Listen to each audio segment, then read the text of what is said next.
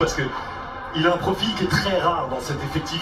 Voilà le résumé de cette rencontre, de l'énervement, et on en parle dans cette vidéo. Mais juste avant, salut à tous les amis. Alors forcément je vous demande pas si on va bien, forcément avec la rencontre qui vient juste de s'achever entre Cincinnati et Montréal, on ne peut que avoir de l'énervement et on va en parler dans cette vidéo parce que oui, on se retrouve pour une nouvelle vidéo débrief. Mais quand même, si vous êtes fan de Montréal et que vous cherchez une chaîne YouTube qui parle du club, n'hésitez vraiment pas à vous abonner, ça fait extrêmement plaisir. Et si on peut tenter les 100 followers, et ça serait encore plus top. Donc merci en tout cas à tous ceux qui feront ce geste là, mais malgré forcément l'énervement. Donc je pense un petit peu avoir tout dit, j'ai hâte de parler et tout simplement on commence directement par l'analyse de cette rencontre. C'est parti.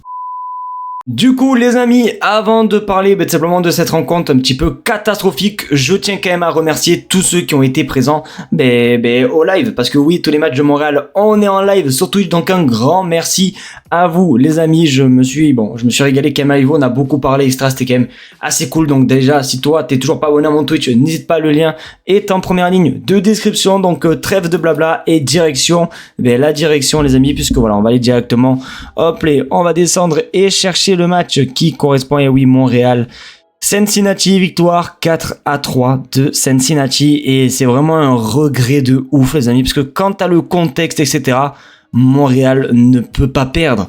Cincinnati, lors des 2 derniers matchs, ils s'en prennent 11 face à la Nouvelle-Angleterre et face aux Tigresses en début de semaine.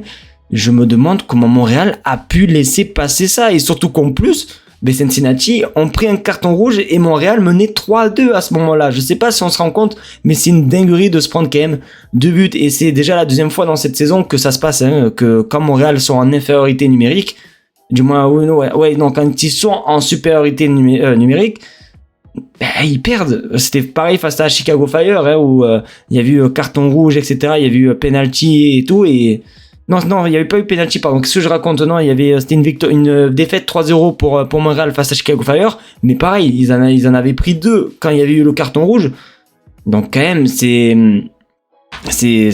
un truc de fou. Même les choix des fois du coach, je trouve que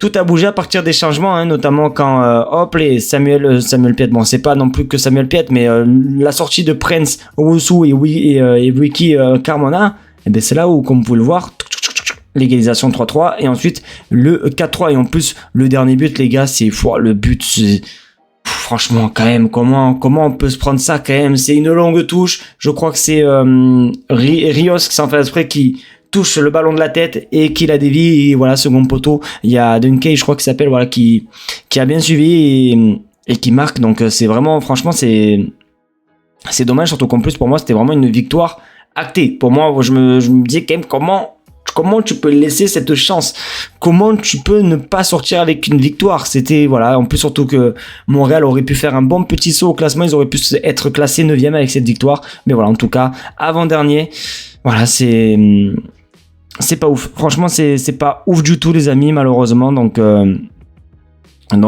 voilà, je sais vraiment pas quoi en penser. Je suis forcément un petit peu déçu. Après c'est pas pour autant que je vois beaucoup de tweets qui insultent limite la mère de Marco Donadel etc. C'est pas pour autant qu'il faut insulter comme ça, c'est triste, c'est vrai que ça fait peine, surtout qu'en plus les 10 premières minutes de cette rencontre, je me suis dit waouh, surtout qu'en plus Senchuk a loupé je crois aussi une occasion de but aussi à cette période là etc. Je me suis dit waouh, quand même Montréal montre, ça fait plaisir. Après malheureusement ça s'est un petit peu éteint, mais globalement la première mi-temps encore ça a été, mais après la deuxième mi-temps, plus les temps passaient et plus c'était plus compliqué. Donc c'est dommage, c'est vraiment dommage. Montréal aurait pu gagner, mais ça va se contenter malheureusement d'une défaite. Donc n'hésitez pas à vous à me dire ce que vous pensez les gars dans les commentaires concernant cette rencontre, bien sûr dans le respect, sans insultes, sans parler de méchanceté etc. Mais n'hésitez pas à me dire votre avis dans les commentaires. Je pense un petit peu avoir fait le tour concernant cette rencontre. Donc merci à vous déjà, à ceux qui ont été présents sur live, et merci à vous en tout cas tous ceux qui regarderont cette vidéo. N'hésitez pas à vous abonner, à liker. Je vous fais de très gros bisous et on se dit à la prochaine pour une nouvelle vidéo sur le club de Montréal. Ciao les goats.